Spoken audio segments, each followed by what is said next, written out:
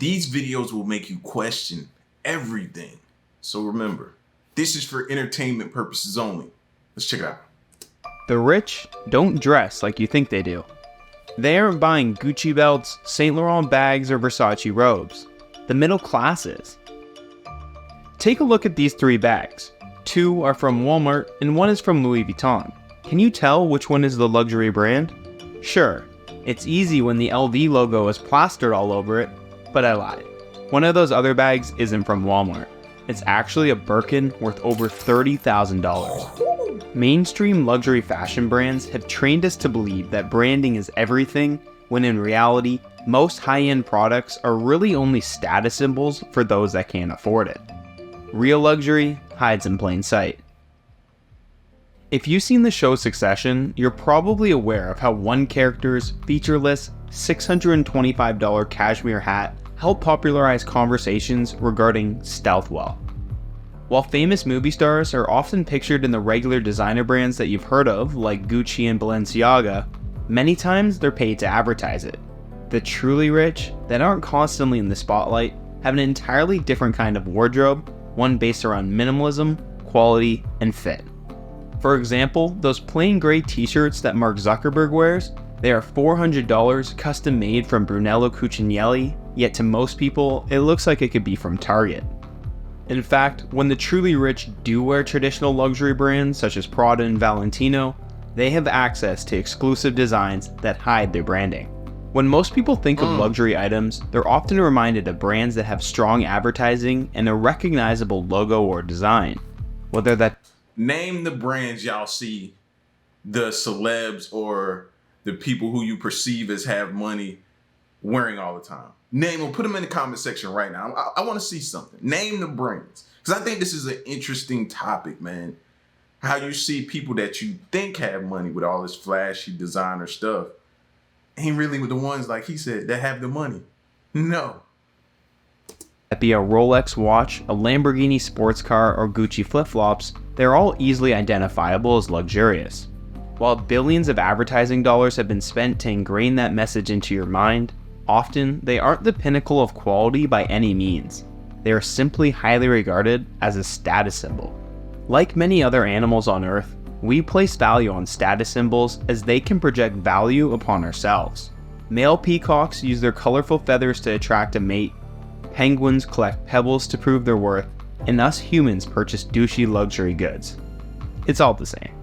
Status symbols merely attempt to prove that their owner is valuable. The reason we don't see the ultra-rich like Jeff Bezos dripped out in Gucci is because we all know he's rich. He doesn't need to prove it. However, when you see your neighbor or coworker wearing a new designer outfit, you immediately begin to wonder about how they are able to afford it. Turns out, a lot of the time, they can't. What'd you wear? Think about it, man. We've all seen it. And it's not only the fashion. You see people, man, they on trips and on vacations. And then you get a phone call from them a few months down the line. Hey, man, down on my luck right now. And not trying to judge nobody, but you get these phone calls. Hey, man, down on my luck right now, bro. Can I borrow such and such from you? And then you do it without even thinking about doing it. Your mind automatically flashes back to them posting on the gram, them having all this money, them taking all these trips, buying all these cars, going all of these dinners and designer this and that. And you're like, but you're calling to borrow money from me? Plain Jane me? You know what I mean? It's interesting how that happens. Well.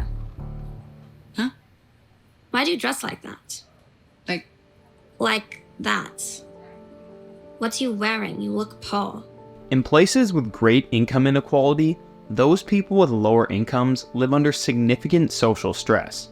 Their lower position in the social hierarchy is more obvious and more consequential.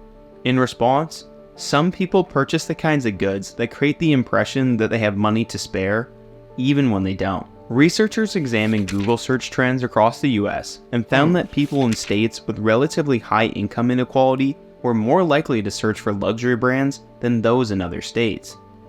You can actually map this correlation, and you can see searches for luxurious brands like Ralph Lauren or items like fur vests have the same breakdown as did the map of income inequality. Despite what we think, that common luxury items are only purchased by the rich, it's actually the lower and middle class consumers that account for nearly half of the luxury goods market globally. People like to criticize those that overspend, yet they don't realize why people do it in the first place. For example, overpriced Air Jordan sneakers are popular amongst young African American men, including those from poor neighborhoods. Despite the fact that purchasing them might cause more financial stress, for many, it's considered a necessity. Critics of spending above your means. And I can't remember the number. It probably hurt me to say it or hurt you to hear it, of probably how much those Jordans cost to make. But every month or every so often, you got a new one coming out. And they're just recycling the ones that were coming out when you were in high school or middle school or elementary school, and when I was in school and when Jordan was still playing. They're recycling those same Jordans, just different colorways. That's it. And we still buy them. Guilty. You looking at one. I ain't gonna lie to you, bro. I lie for you before I lie to you. You know what I'm saying? I'm gonna tell you, I'm guilty of buying them too. But I'm not running around here having to stand in line. I'm not trying to stand in line. I'm not trying to buy every one that comes out. I get them every once in a while when I can.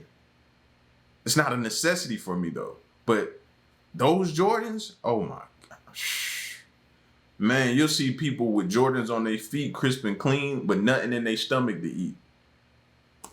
On luxury items often fail to recognize the underlying effect that these luxury goods can have. For some, their status in society is insecure. Many people who are low income can't afford to appear like they are low income.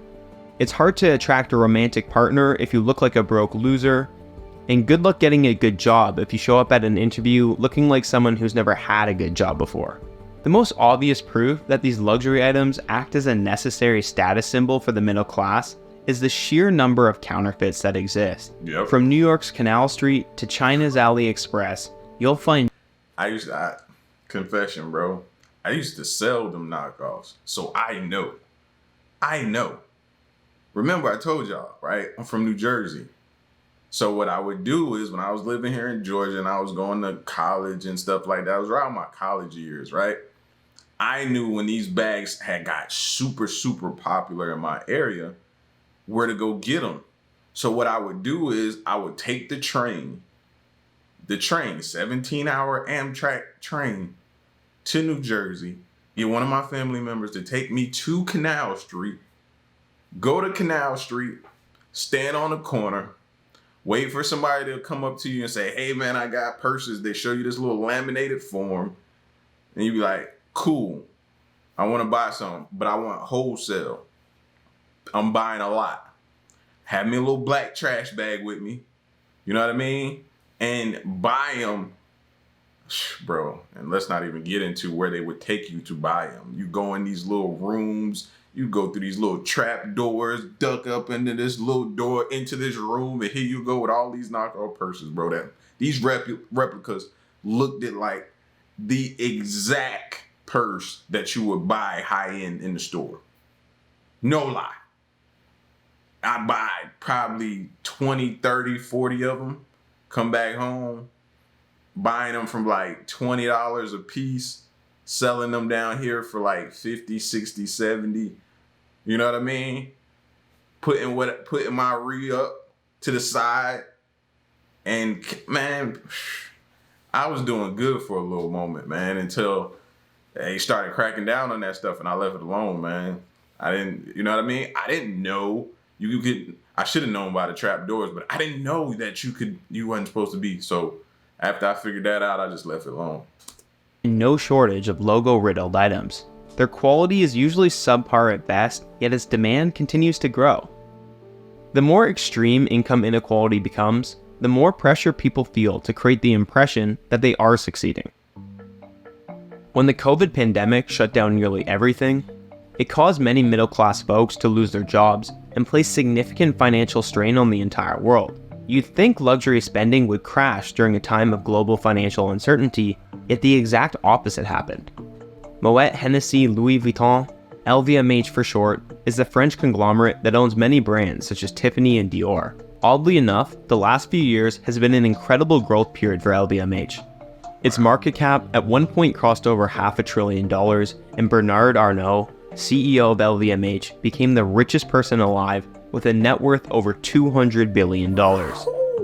There's not a singular reason why this happened, but experts point to a few key findings that help tell the story. For one, studies continue to prove that income inequality causes both the rich to consume more luxury goods as they can afford to, but also that poorer individuals similarly consume more as a means to present themselves as successful. Governments across the world also gave out stimulus checks during this period, and many people used it to buy luxury items. Perhaps it's because they didn't know what else to use it for, but studies show it's indicative of a cultural shift regarding how we view luxury. A study from Bain found that Gen Z consumers are starting to buy luxury items some 3 to 5 years earlier than millennials, at 15 years old versus around 18 to 20. Gone are the days where luxury items were exclusively for the rich.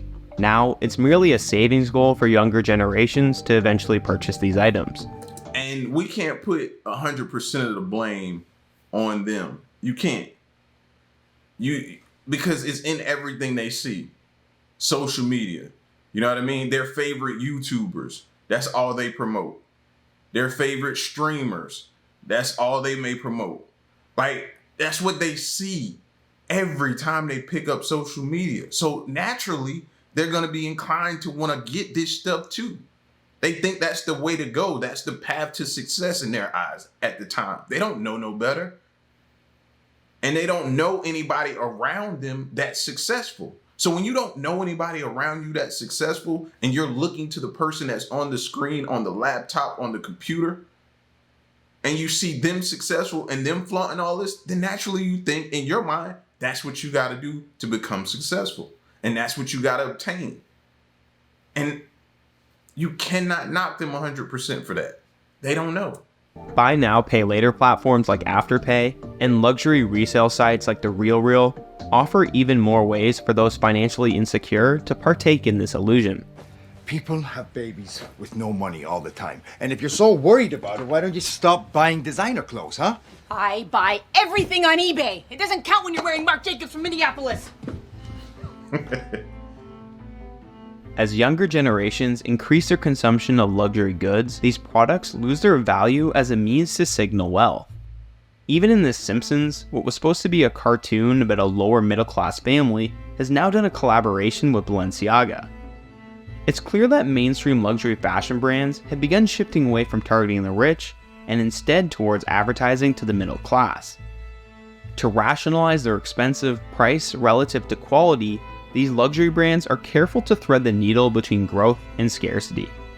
Many companies do limited production runs or even destroy their excess inventory to create scarcity. Luxury fashion items have some of the highest margins across all industries, and they keep it that way through projecting a false sense of exclusivity.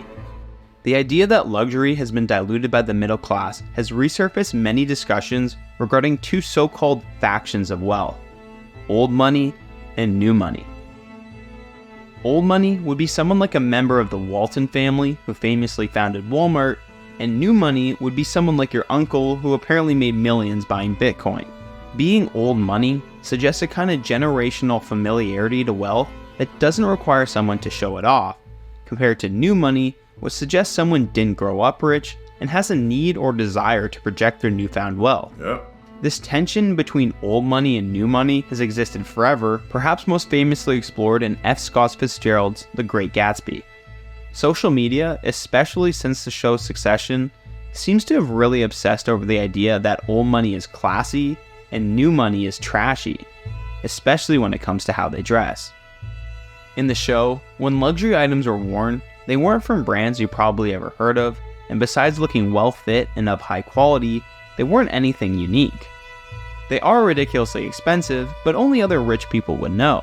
The show clearly suggests that old money has quiet luxury and new money lacks subtlety. Oh, Pa, and everyone's laughing up their sleeves about your date. What? Why?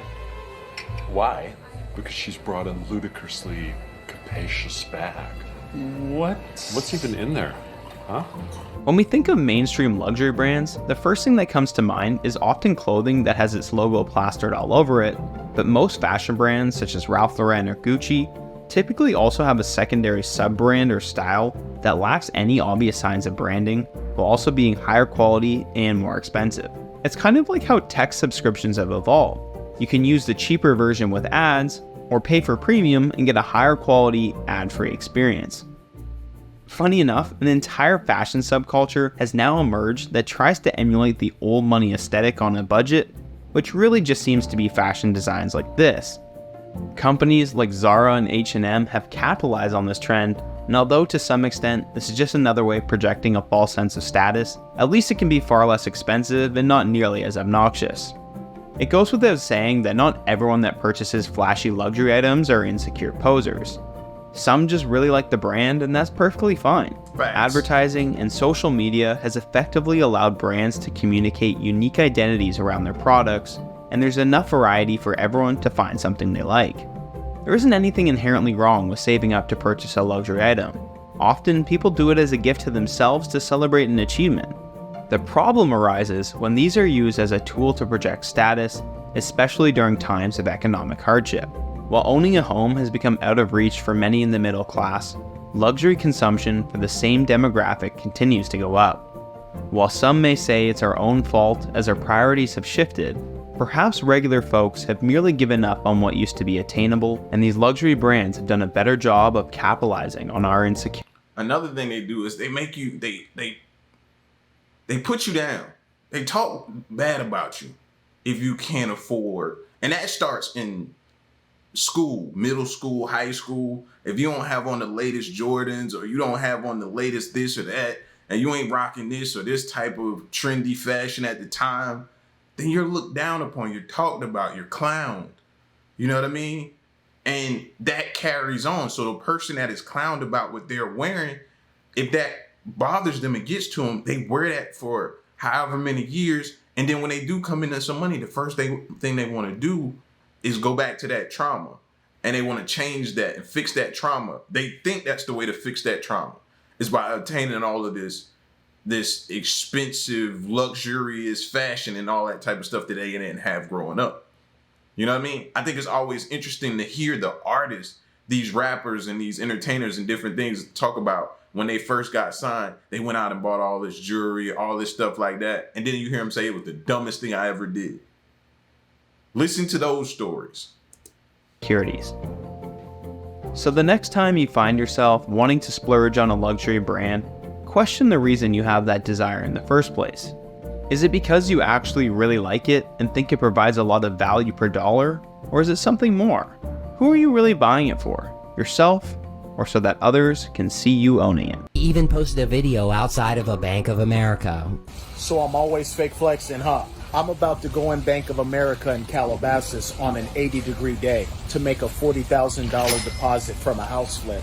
But the truth is, there was no deposit. He just stood outside the bank. And that hotel that he claims he owns? Ladies and gentlemen, this is my actual personal fucking suite.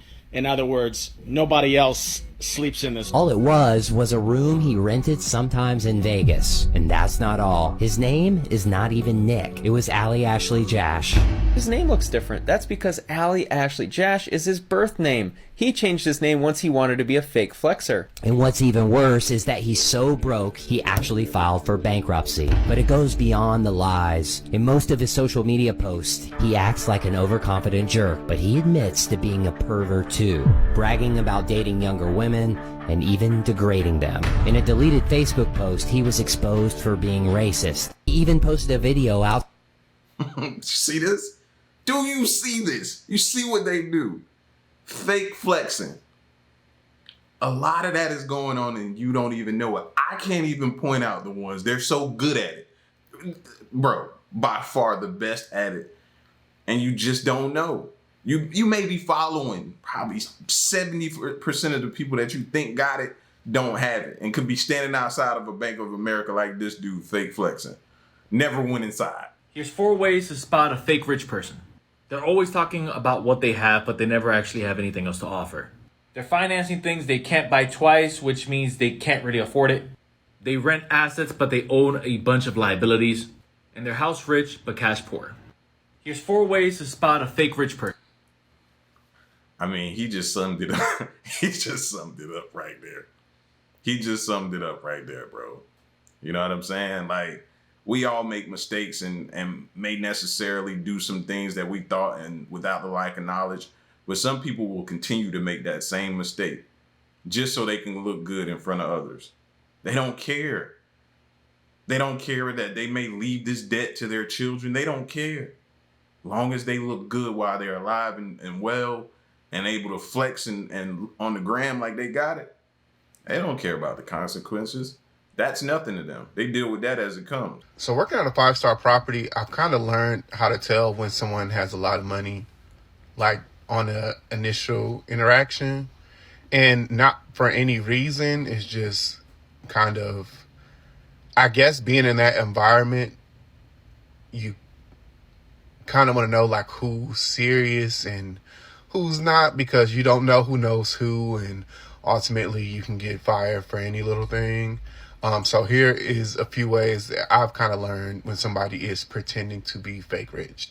The first red flag for me is a person that always asks people, what do they do for a living? I feel like that's a very clear sign that like you don't have money and you also are an opportunist. Because when I hear people ask in an initial conversation and there's no reason to ask this question, it comes across as, what do you do for a living so I know how I should treat you? It's not a first date. It's not a networking event. This is just an honest getting to know a person kind of conversation. You're asking them, what do they do for a living? It's just rude AF. And honestly, it's just like when it comes to wealthy people, they will never ask that question because they don't really care. Like, what can you do for them, honestly? Another sign to me is seeing how people treat other people that they feel they cannot benefit from.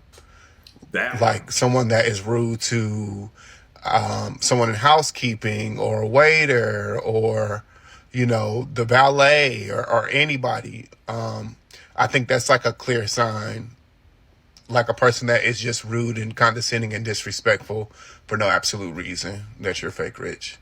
A lot of times I think people, they watch reality television and they feel like that is how most wealthy people act in real life, and that is so not true. That's another great point. Reality television. If you ain't a real housewife of this area, a real housewife of this, and you got it, that's another place that promotes luxury, high-end brands and different things like that, and you see it, you know? But then you hear about certain people who left the cast and they're doing this type of way or they're not doing, you know what I mean? But the entire time they was on the show, and that's not everybody, but some of them, you know, the ones, they just treat people very, very bad. And they treat them that way based upon their social and economic status, how they're doing in life and different things like that. It's crazy. And I was always taught, man, the same people you pass on the way up may be the same people you pass on the way back down. So, yeah, don't do that. The last sign to me is people who say they are high maintenance. I feel like that's a very clear sign. There's a difference between being assertive and knowing what you want and someone who just wants to be extra because they think it's cute. You making someone run for extra ranch or having someone add fruit to your tap water does not make you look any sort of way but like a weirdo. So we're gonna... Oh, man, listen. I agree with 2 out of the 3. 2 out of the 3. The first one, asking a person what they do for a living. You know what I mean? I hear that a lot in conversations and stuff like that. So maybe that's why I probably maybe slightly disagree with that one. But I do see where he's coming from. The other 2, definitely nail on the head. Here's how to tell if someone is fake rich. As your fashion mom, I gotta give you these life lessons to avoid these douchebags. This is gonna be a 3-part series. Number 1, bragging. Oh, they'll get me whatever I want because I'm the biggest spender at the Fendi boutique. Like, there's nobody that spends more money than me. Oh my God, so cool. It's a heavily researched scientific fact that nobody gives a shit. Number 2, a total social climber. Easy to spot. They want to be friends with the who's who. They want to marry for money, in which case maybe they're not fake rich anymore, but still a douchebag. Last for today, overly styled photos, overly curated Instagram feeds. Like, it's not necessarily only labels. Like, what's with the lace gloves? Bridgerton called. Okay, the jig is up. Follow for part 2. And also, it's insane out here, man. And it's only going to keep getting worse, in my opinion, bro. The next generation, look out. It's going to be scary how it is. So if we can, man, we got to help them. We got to help them. You know what I mean? Listen, y'all get at me in the comment section. Let me know what you thought of this video. And stick around and stay tuned. Till next one, I'm gone.